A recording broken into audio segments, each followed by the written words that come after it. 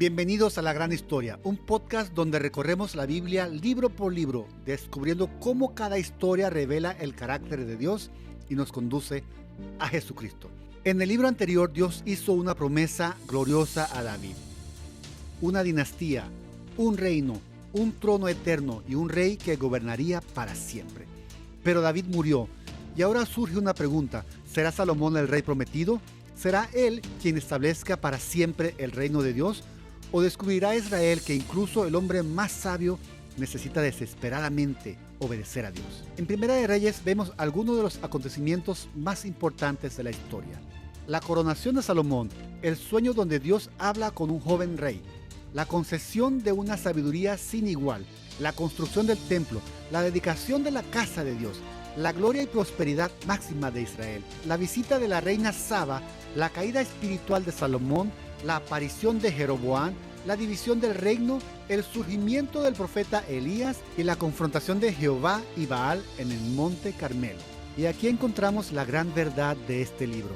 Ni la sabiduría, ni la riqueza, ni el poder, ni la fama, ni siquiera las bendiciones de Dios pueden sustituir una obediencia total, exclusiva e incondicional hacia Dios. Acompáñame ahora a la historia del Dios que permanece fiel cuando los reyes fallan. Todo comienza con David al final de su vida y Salomón ascendiendo al trono. Todavía es joven, todavía es inexperto, y entonces ocurre algo extraordinario.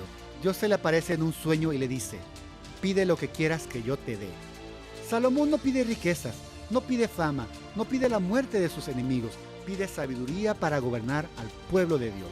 Y Dios le concede una sabiduría incomparable, pero también riquezas, honor y gloria. Y la promesa de una larga vida si permanece obediente. Durante un tiempo todo parecía florecer. Israel disfruta paz, prosperidad, estabilidad. La fama de Salomón se extiende por toda la tierra. Los reyes vienen para escuchar su sabiduría y Jerusalén alcanza una gloria nunca antes vista. Entonces llega uno de los momentos más importantes de toda la historia. Salomón construye el templo, la casa de Dios, y cuando el templo es dedicado, la gloria del Señor llena el lugar y la presencia de Dios habita entre su pueblo. Pero aquí comienza la tragedia. Mientras la riqueza de Salomón aumentaba de gran manera, su dependencia de Dios parecía debilitarse lentamente. Y el problema no comenzó con Salomón, venía siglos atrás. Cuando Israel entró en la tierra prometida, Dios les ordenó destruir completamente las influencias paganas, sus ídolos, sus altares, sus templos y sus pueblos, pero muchos permanecieron. Y aquellas influencias siguieron vivas dentro de la nación. Lo que una generación tolera, la siguiente generación suele adoptarlo. Y lo que una generación adopta, la siguiente termina celebrando. Las alianzas políticas de Salomón trajeron esposas extranjeras, y aquellas esposas trajeron dioses extranjeros. Astarot, Quemos, Moloc, las mismas deidades que Dios había condenado. El rey que construyó un templo para Jehová también construyó lugares de adoración para dioses falsos, y su corazón dejó de pertenecer exclusivamente al Señor. Entonces llegó el juicio. Después de la muerte de Salomón, el reino se divide. Israel al norte, Judá al sur. La nación se fractura y aparece un hombre llamado Jeroboam.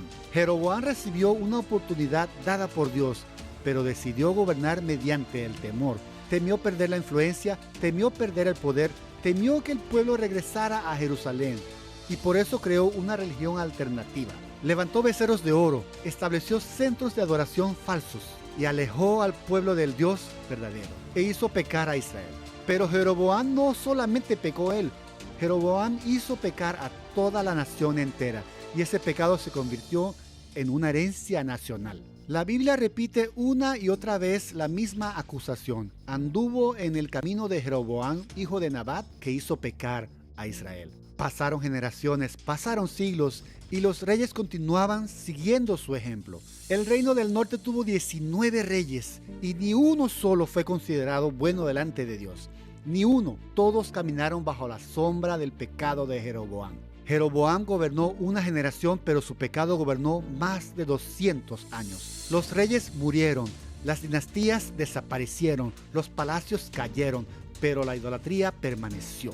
Porque un líder puede morir y aún así seguir arrastrando a una nación hacia la destrucción. Con el paso de los años, la idolatría se profundizó aún más. y aparece una mujer cuyo nombre se convertiría en símbolo de rebelión contra Dios, Jezabel, la hija del rey de Sidón, promotora de Baal, perseguidora de los profetas de Dios, esposa del rey Acab. Entonces Dios levanta a Elías, un profeta contra todo un reino, contra Acab, contra Jezabel, contra cientos de profetas de Baal. Israel adoraba a Baal como el dios de la lluvia, entonces Dios cerró los cielos. No cayó lluvia durante años, ni una sola gota. Y el mensaje era claro: si Baal controla la lluvia, que envíe lluvia. Pero Baal no respondió porque Baal no existe. Entonces llegó el monte Carmelo, 450 profetas de Baal, un profeta de Jehová, 2 altares y una pregunta: ¿quién es el Dios verdadero? Los profetas clamaron durante horas, pero no hubo respuesta, porque los ídolos no oyen, no hablan, no actúan. Entonces Elías oró, y el Dios de Abraham, de Isaac y de Jacob respondió. Descendió fuego del cielo, consumió el sacrificio, consumió la leña, consumió las piedras, consumió el agua y humilló completamente a Baal. Aquel día Dios se mostró que gobierna sobre el fuego, sobre la lluvia, sobre la tierra y sobre la historia. Él es el Dios de las alturas y el Dios de las llanuras. Jehová es Dios. Y como toda la Biblia, Primera de Reyes nos conduce a Jesucristo. Salomón parecía ser el gran hijo de David. Recibió sabiduría, gloria, riquezas, poder y un reino incomparable, pero terminó apartándose de Dios. Y allí encontramos la tensión central del libro. Ni siquiera el hombre más sabio pudo permanecer fiel. No pudo dominar su propio corazón. Entonces, ¿quién podrá hacerlo? Si ni siquiera el rey más bendecido obedeció perfectamente, ¿dónde encontraremos esperanza? Entonces la historia nos obliga a mirar más allá de Salomón, más allá del templo, más allá de Jerusalén, esperando a otro hijo de David, uno mayor, uno perfecto. Salomón recibió sabiduría. Cristo es la sabiduría de Dios. Salomón construyó un templo. Cristo es Dios habitando entre los hombres. Salomón fue corrompido por alianzas que desviaron su corazón. Cristo permaneció perfectamente obediente al Padre. Mientras los reyes dividían el reino, Jesús vino a reunir un pueblo de toda tribu, lengua y nación. Mientras los reyes conducían a Israel hacia la idolatría, Jesús conduce a su pueblo hacia la adoración verdadera. Él es el rey que nunca pecará, nunca caerá, nunca desviará su corazón y nunca perderá su reino. Si recuerdas una verdad de este libro, que sea esta: ninguna bendición de Dios puede sustituir la obediencia a Dios. Salomón tuvo sabiduría, tuvo fama, tuvo riquezas, tuvo poder, tuvo promesas y aún así cayó.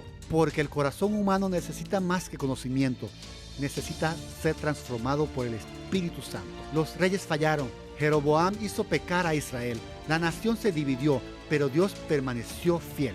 Y su plan siguió avanzando hacia el verdadero rey, Jesucristo. Pero la historia aún continúa. El reino está dividido.